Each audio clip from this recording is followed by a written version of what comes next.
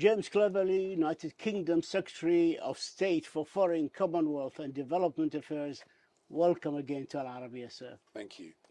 I'd like to start by asking you about the SDGs. The United Kingdom is pushing for a bigger, better, and fairer financial international system in order to help achieve the United Nations Sustainable Development Goals, a vision of the future of multilateralism, vision of faster to unlock the financing for developing countries. Can you talk to us on this initiative, please? Well, yes, this is, we're now at the halfway point of the Sustainable Development Goals, and sadly, most of them are behind target.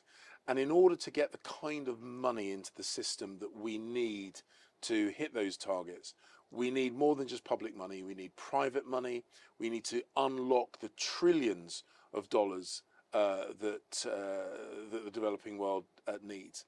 And as part of that, the UK is saying we need to reform the international financial system. Some of these organisations need to change their risk appetite to unlock the kind of money that we need. And I've given a speech about this in London. We continue to talk about it here at the United Nations. I discussed it with Mia Mottley, the Prime Minister of Barbados, to support her Bridgetown initiative.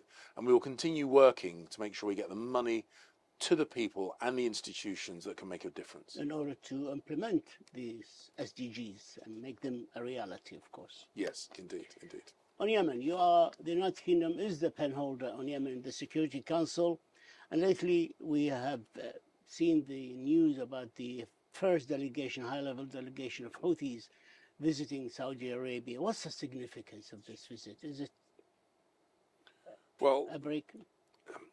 I really hope that we can get a breakthrough. We have had a reduction in the fighting, a significant reduction in the fighting in Yemen, and that's positive. But what we want is to turn this, I suppose, de facto ceasefire into a formal ceasefire. So I very much welcome the talks between the Houthis and the Saudis.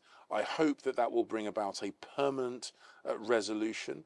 The Yemeni people have suffered extraordinary hardship over many, many years, and we want to see peace come to Yemen. We want to see that country rebuilt economically, and I really hope that there can be a positive outcome, and we continue to be supportive of both the UN efforts, but also the efforts of the countries in the region to bring about peace to that troubled country.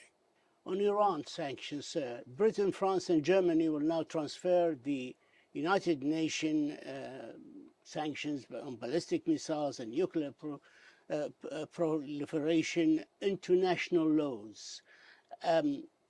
Iran, in part, is threatening to respond. Your comment? Well, those sanctions are there for a reason, and they are there because Iran has been seeking to pursue nuclear weapons technology. The UK and our European partners have made it clear that we regard that as unacceptable. And I've said previously that our actions are in response to Iranian aggressive actions, both in the region, towards their own people, and of course in pursuit of nuclear weapons technology. If Iran was to change its behavior, we would be able to change our response. But the onus, the initiative now is in the hands of Iran. We want them to behave more reasonably, and if they were to do that, we would be able to adjust our position. Besides Iranian drones, do we know if Iran is now supplying the Russian with ballistic missiles? And do we know what the Iranians are getting in return for this help to the Russians? Well, what we know is that Russia has picked its partner of choice in the Middle East, and that is Iran.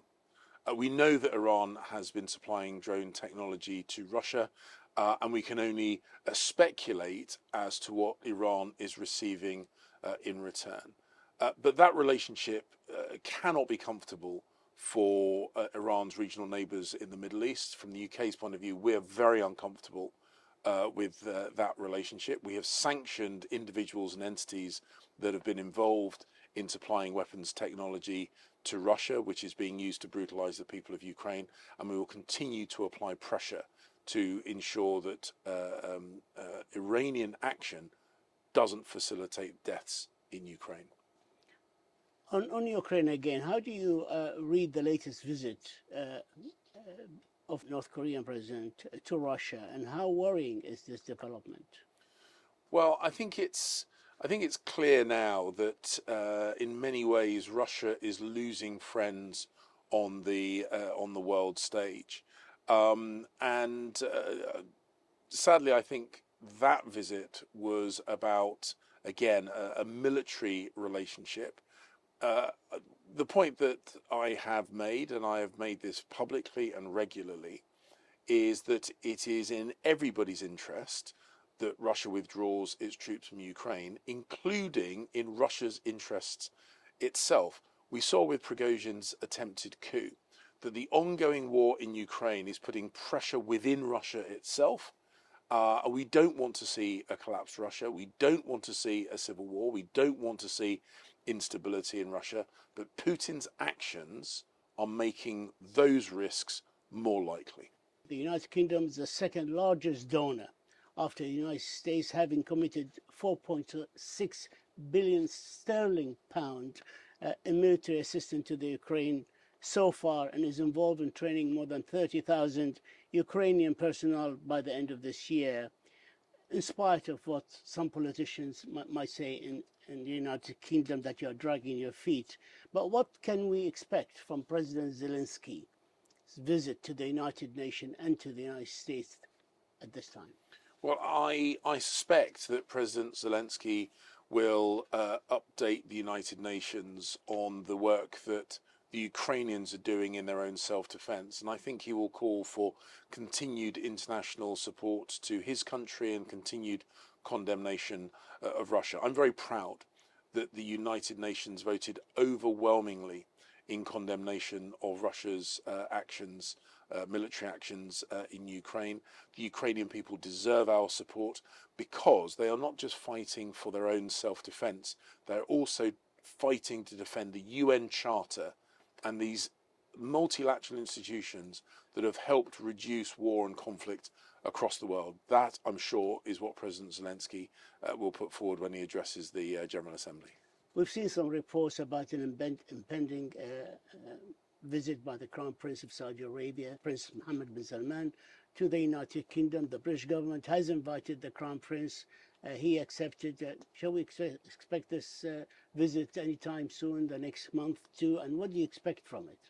Well, I can't speculate as to exactly when a visit might happen, but the United Kingdom and the Kingdom of Saudi Arabia have had a very long-term and well-established partnership, and we work in terms of regional security, counter-terrorism, but also on many of the issues affecting the world, renewable energy generation, the re-establishment of the natural world, and Saudi Arabia's extensive tree planting program, and a number of other areas. They remain an important regional partner to the United Kingdom. I met with the Saudi Foreign Minister just yesterday, and of course we look forward to exploring what further work we can do with this very important regional partner.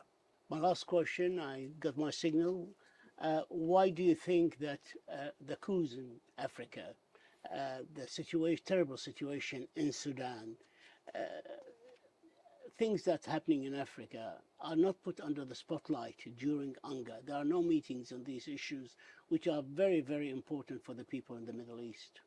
Well, the United Kingdom remains very much committed to supporting peace and resolving conflict in Africa. We're the pen holder, for example, with regard to Sudan. And on my recent visit to Nigeria, Ghana, and Zambia, I discussed regional instability. I discussed the UK's support to African leaders as they seek to address this issue.